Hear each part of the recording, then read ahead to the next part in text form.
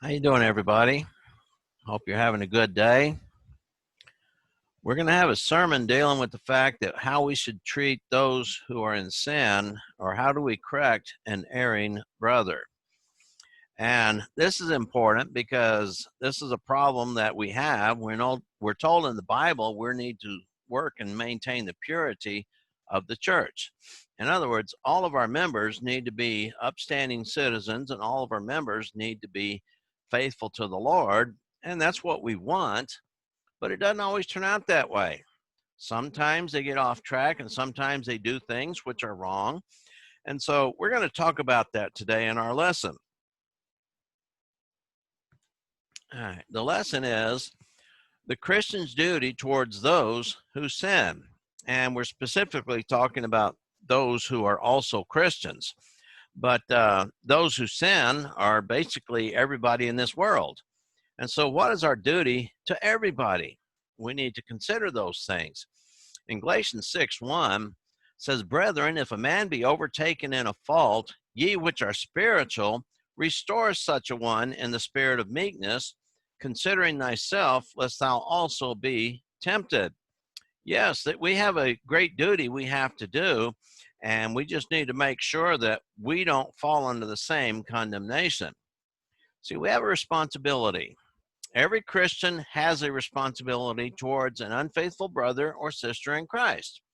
And when you want to extend it out, every Christian has a responsibility to everybody who is on the pathway to hell. We do have a responsibility to teach them, to guide them, to warn them. What they do with that warning, that's up to them. But still, we have a responsibility to do that. And if you're unaware of sinful conduct on their part, you are absolutely, if you are aware of it, then you are absolutely obligated to take action.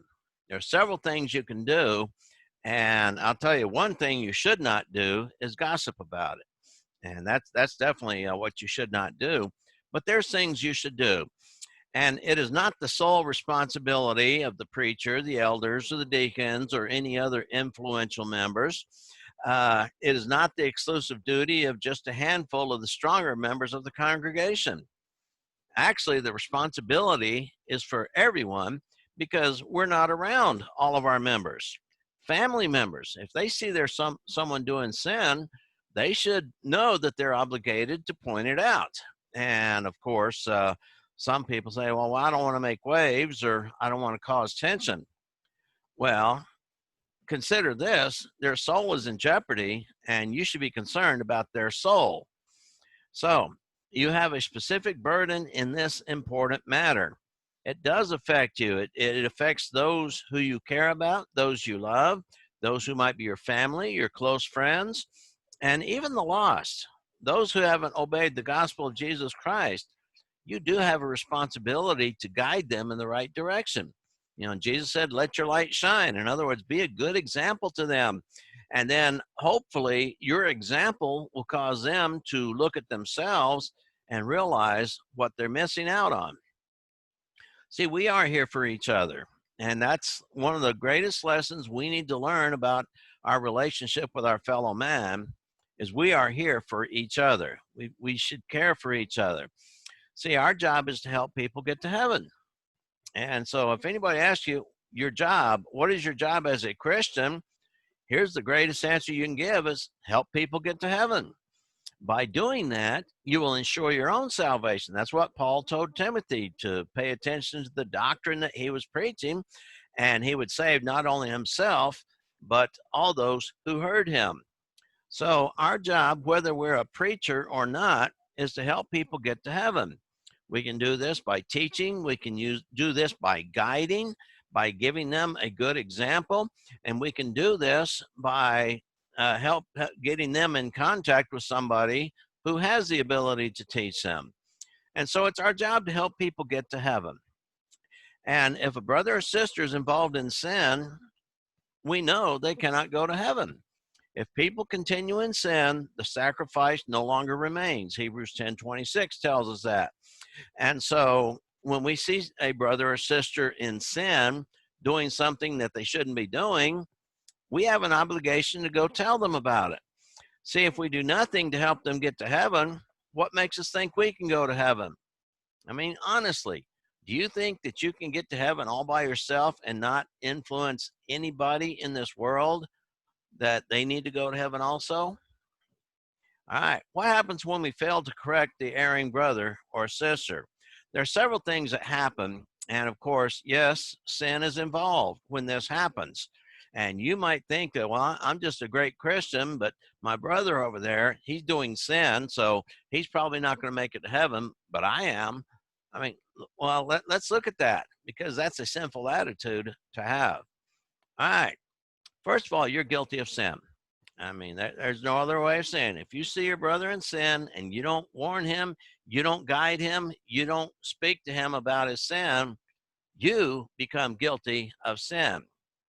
See, you are directly choosing to not do what God commands that you must do. And in Matthew 18 and verse 15, says, and if your brother sins, go and reprove him in private. If he listens to you, you have won your brother.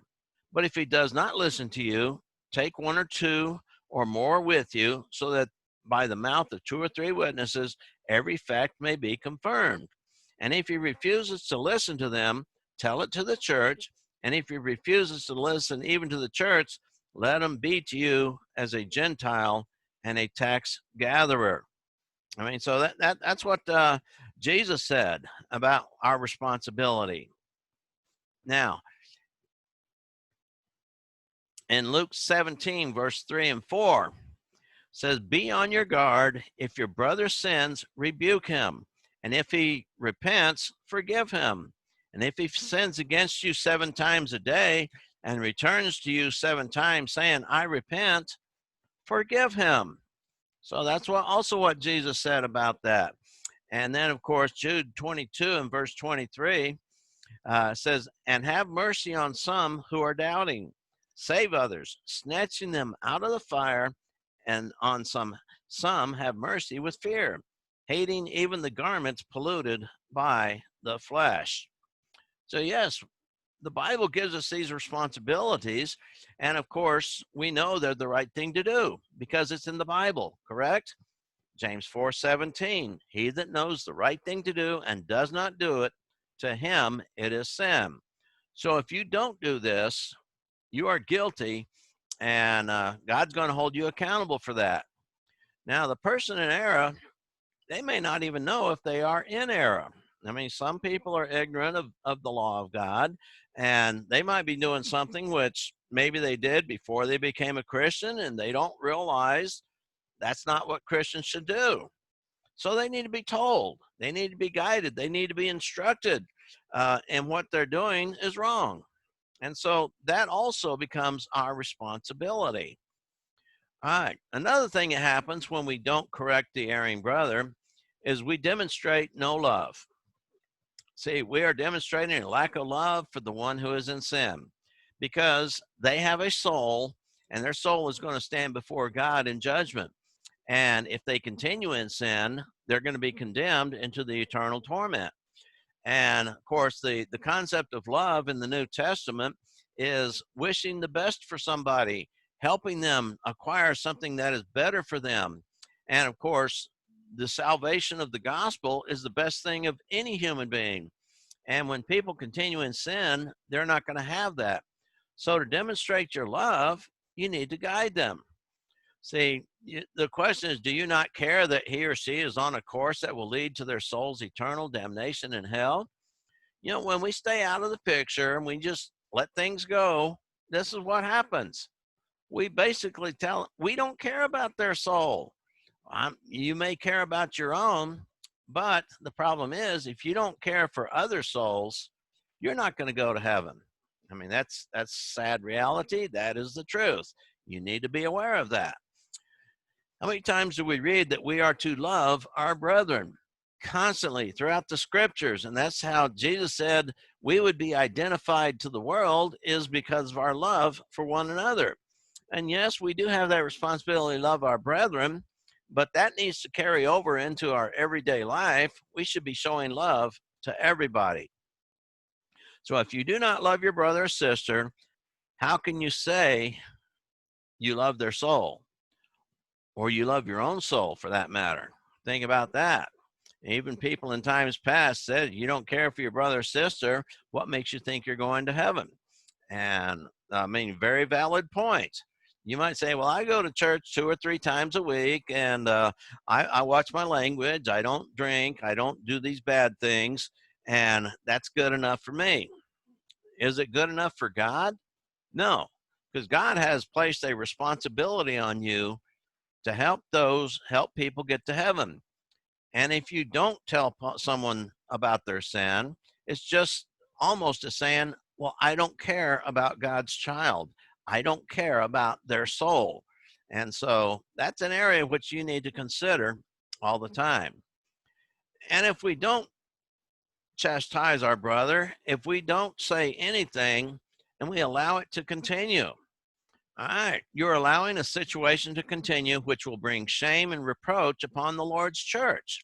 Because let's face it, if they are one of your brethren in the assembly where you attend, then their actions will reflect upon the local congregation.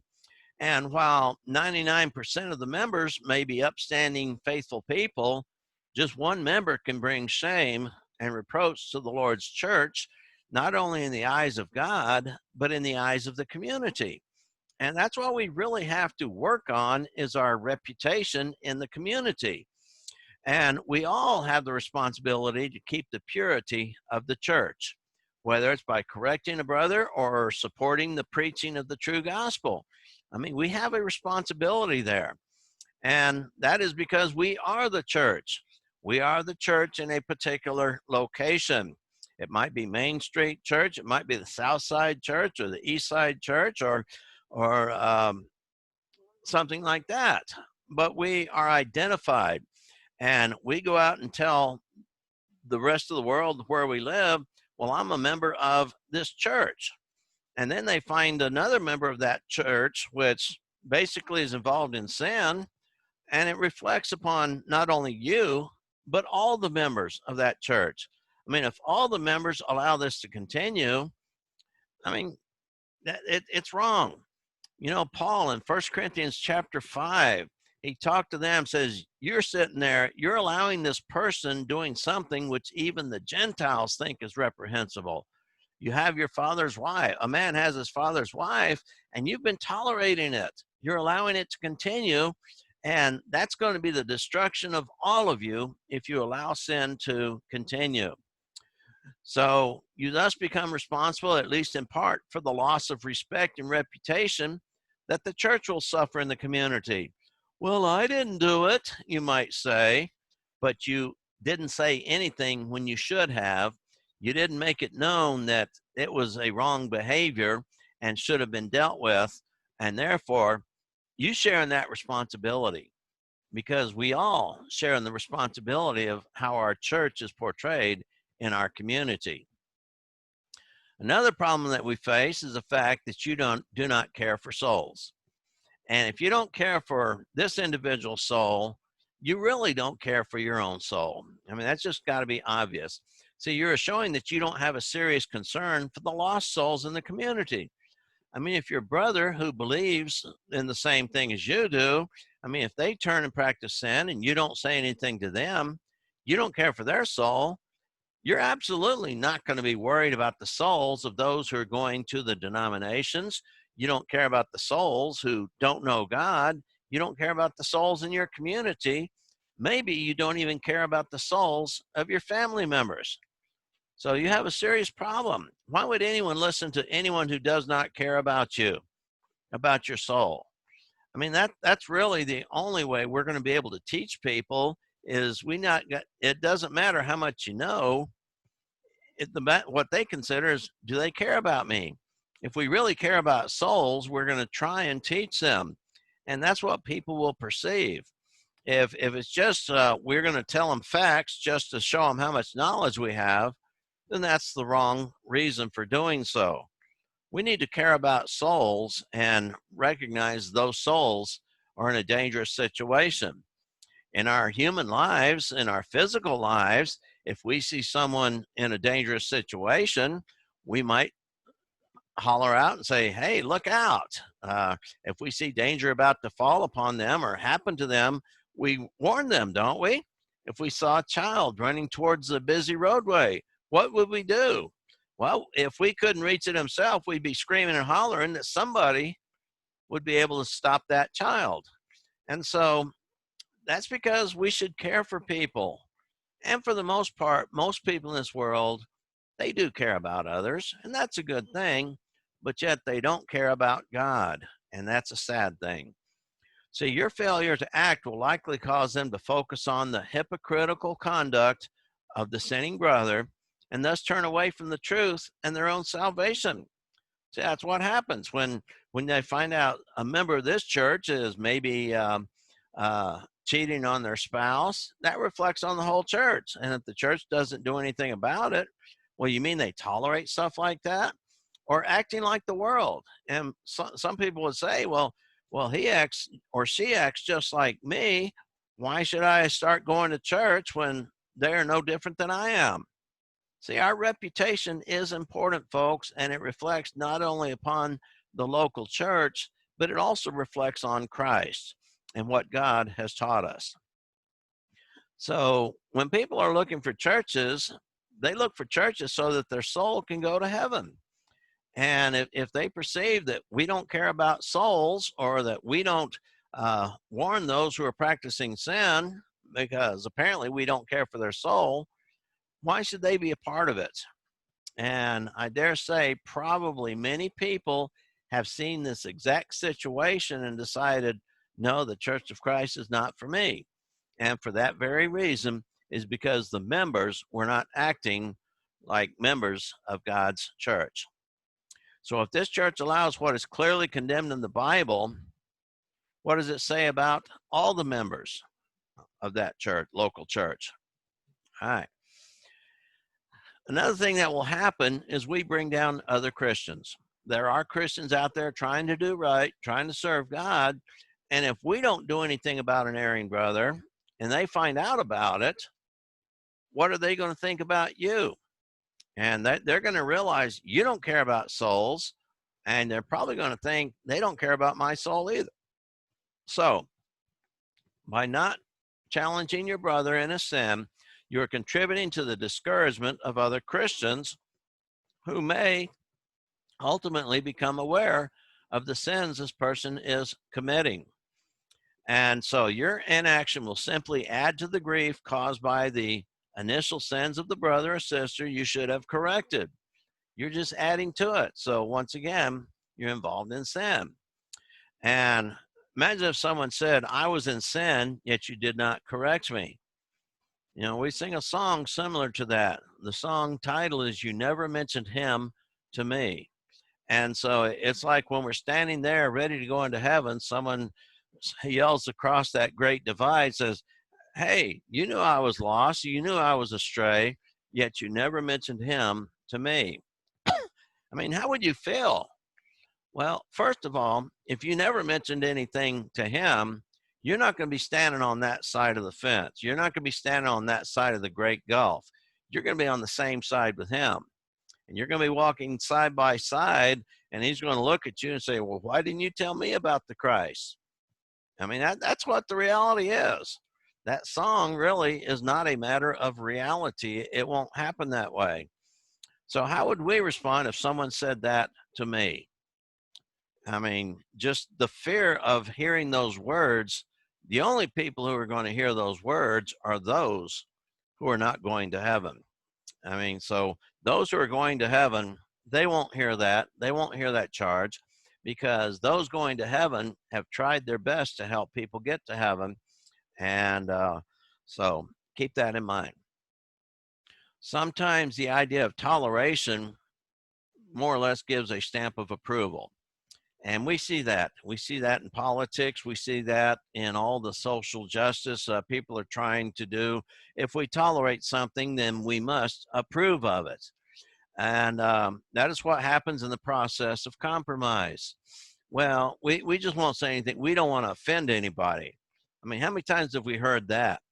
There have been preachers fired because they preached on a subject that the elders said, well, we shouldn't be talking about that. And yet the preacher was bold enough to say exactly what the scripture says, and they've been fired for it. Well, kudos to them. I mean, if they've done that. And so preachers need to preach what people need to hear in order to get to heaven. And if somebody's involved in sin, that needs to be exposed. Ephesians 5, he talks about reprove the unfruitful works of darkness, even expose them. And so we should do that. See, and though you may not approve, you say nothing against it. Well, why? Well, maybe I don't want to make waves. Everybody else assumes that you approve because you say nothing against it. You don't say, well, that's wrong, or that's disgusting, or that shouldn't happen.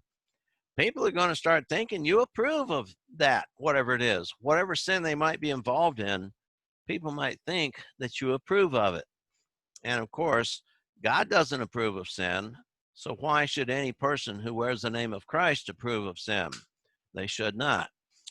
And like I say, oh, I just don't want to get involved. I don't want to cause problems. Well, their soul is going to be lost if they continue in sin, and you know it. So if you don't want to get involved, guess what? You're going to end up the same place they are if they don't change their ways. You just have to be aware of that. And so we ask the question, is this the attitude of a true Christian? And of course, the answer is no. Even a child thinks that if mommy does not say no, it must be okay. Well, you didn't tell me not to. How many times have we heard that argument when people have added things to the worship, added things to the Bible? Well, God didn't say not to. Well, I mean, it's the same thing. Silence sometimes demonstrates tolerance. And so as Christians, we should not do that. See, there's many negative consequences by failure to try and correct your brother or sister who is in error. Now, you're probably afraid to do it because you know that, well, if I highlight their sin and tell them they're guilty of something, they might look at me and say, well, you're just as guilty of something else that is just as wrong. Well, I'm afraid somebody might do that, so I won't tell them about their sin. Okay, that is not right. First of all, we need to be living right, a right example. If we're going to be faithful to God, we should be living that right example. So who can challenge us? Who can charge us with doing things that are wrong and evil? So if God doesn't condemn you, neither should people condemn you. And so that's what, but if God condemns an action and we see somebody doing it, then we need to bring that up. And then, of course, whether they listen to you or not, it's still up to them. And if they won't listen to you, like I say, get some witnesses as confirmation, and then bring it before the church. And if necessary, the church needs to disfellowship them because they're continuing in sin and will not give it up. And so they're going to have to live and die with the consequences. They might have separation from the love of their brethren. And of course, they'll have separation from God, who loves them tremendously. But it's their sin that makes that separation possible.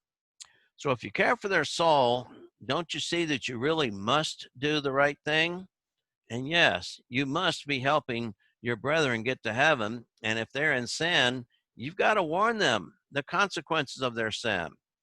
So when you become aware of a sinful situation, we must show our love of a brother or sister and do this. That's what we're supposed to do. When Paul's told Timothy to preach the word, be instant in season, out of season, reprove, rebuke, and exhort with all long suffering and patience. Yes, we do so in a spirit of meekness, a spirit of love, but tell them we must. We must tell them that they are in sin and they can be lost. If we don't, we demonstrate that we really do not care at all about their soul. And what that tells God is if you don't care about the souls of others, you really don't care about your own. And so you cannot do this. You cannot care about others or you won't go to heaven. We must do that. So that's a very simple lesson that we want to consider. We do have a responsibility to help each other get to heaven. Sometimes that's done just by us setting the right example as a guidance for them, letting our light shine. Sometimes it's a matter of teaching. Sometimes it's a matter of admonishing. And so we need to do whatever we can to help our brothers get to heaven. Our brothers and sisters, their souls are so important. We want to help them get to heaven. But then there's others, a whole world out there of people that need to hear the gospel message. And so we need to be involved in helping those people avoid the fiery torment of hell. So consider these thoughts, share this. You might use this as a home Bible study. You might show this to a group of people. You might use this in your church, and either in a Bible class or as a sermon. So it's your choice to do these things. And we're going to end the lesson now. Hope you all have a good day. All right, bye-bye for now.